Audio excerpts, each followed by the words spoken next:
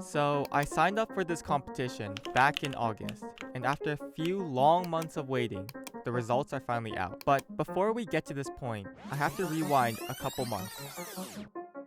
A couple months back, I picked up a camera for the first time with the simple goal of trying to document my life. That spark of enthusiasm quickly sputtered into a flame, and before I knew it, I was wanting more than just a hobby. The problem is, to get client work, you need two things: knowledge and gear, both of which I don't have. So to solve the first part of the problem, I spent the next few days consuming all the information that was out there on how to shoot a compelling video for my future clients. As I was scrolling online, I stumbled upon a contest the YMCA was holding. Right there was the solution to my second problem. See, the prize for winning this competition is $2,000, which would be enough money to buy a camera and some gear to go along with it. All I had to do was win the competition. Simple, right? Without really knowing what I was getting myself into, I signed up to what turned out to be one of the most challenging things I've ever done.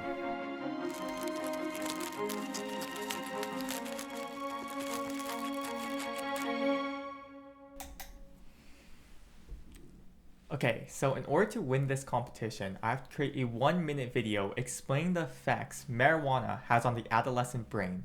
Looking at the winners from last year, I think with enough time I can create something similar and hopefully better.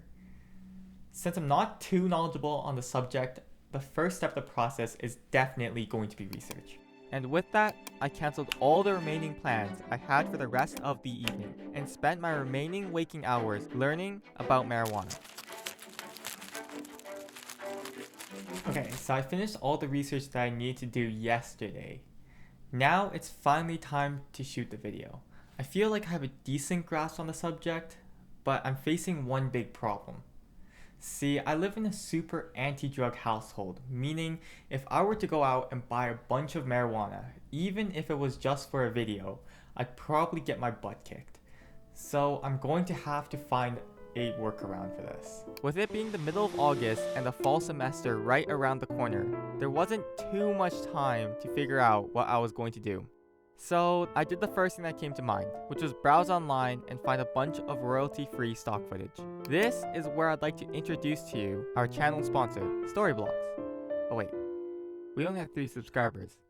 Anyways, with the whole video situation figured out, now I just have to learn how to put together an interesting and compelling video. Okay, so it's been at least 3 or 4 days since I started this project, and things went a lot slower than I thought they would. Now, this is my first attempt at making an explainer video, so I didn't have that many expectations going in. But I've rewritten the script at least 2 or 3 times because I just couldn't capture the flow and level of detail that I wanted. Now, that wasn't the most annoying thing. The most annoying thing was how my computer kept on crashing every time I went to edit this video.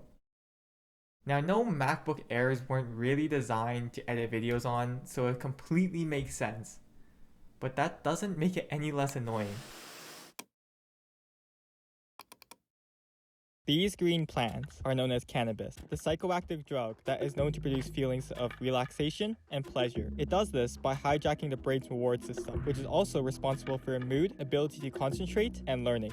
In humans, the reward system helps reinforce positive activities such as sleep, exercise, and social interactions. With the legalization of cannabis, youth may want to try cannabis for other reasons that could put them at risk for awakening a psychotic disorder. Although the risk of this is low, and family history does come into play, one of the main risk factors for marijuana use is age.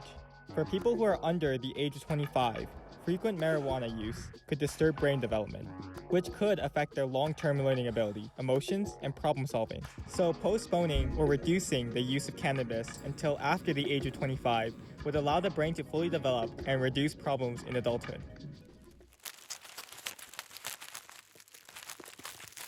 After a few months of anticipation and excitement, email finally arrived in my inbox. The verdict was out. I didn't win. To be honest with you, I'm not too surprised that I didn't even make top 8, but it's still just a little bit upsetting.